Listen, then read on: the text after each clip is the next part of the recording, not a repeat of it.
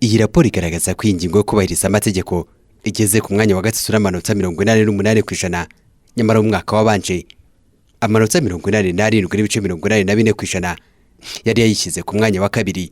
Ibyo bivuze ko inota 1.92% ryagize uruhare mu gusubira inyuma h'umwanya umwe. Dr. Yusta Kayitesi uyobora RGB avuga kimwe mu byatumye iki gipimo gitera intambwe imwe isubira inyuma. Urugero rumwe rugaragara gusubira inyuma ho gato ni urugero rurebana n'ubutabera, kandi nabwo byatewe na ziriya manza nyinshi mu nkiko zidaciribwa igihe. Niho ubona hagaragaye n'impinduka ntoya na itari nini, ngira ngo niho natsitsa cyane. Kuri iyi ngingo Dr. Ugira Shebusha Emmanuel uyobora Minisiteri y'Ubutabera aherutse kuvuga ko bazi inkomoko yabyo, aho hari mu gikorwa cyo gutangiza umwaka w'ubucamanza 2023-2024. Iyo bisesenguye neza usanga bifitanye isano no kuba umubare w'imanza zinjira mu nkiko ugenda wiyongera, bikanazamura umubare w'ibirarane mu nkiko. Umwaka ushize warangiye kandi igipimo cy'imanza z'ibirarane mu nkiko urengejeho gato 60%. Kuri ingingo Maître Moise Nkundabarashi uyobora urugaga rw'abavoka mu Rwanda avuga ko bifite ingaruka ku mitangire y'ubutabera.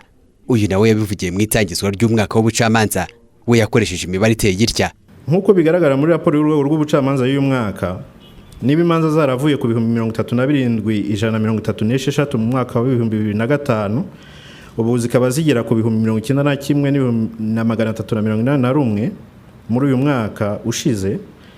Umucamanza akaba asabwa guca imanza 49 ku kwezi, ndetse bikaba binagaragara muri izo mbogamizi ko dufite inkiko 16 zidafite aho zikorera.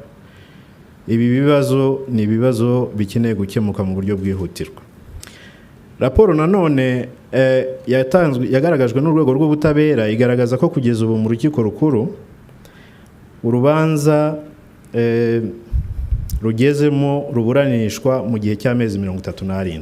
Bivuze ko iki gihe iyo ugereranyije neza ari imyaka 3 irengaho gato.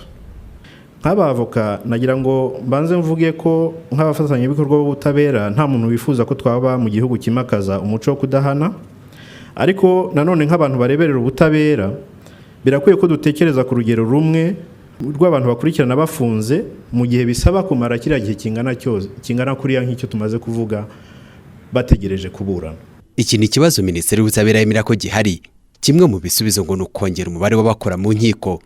Icyakora ngo inzego bireba ziracyabyigaho.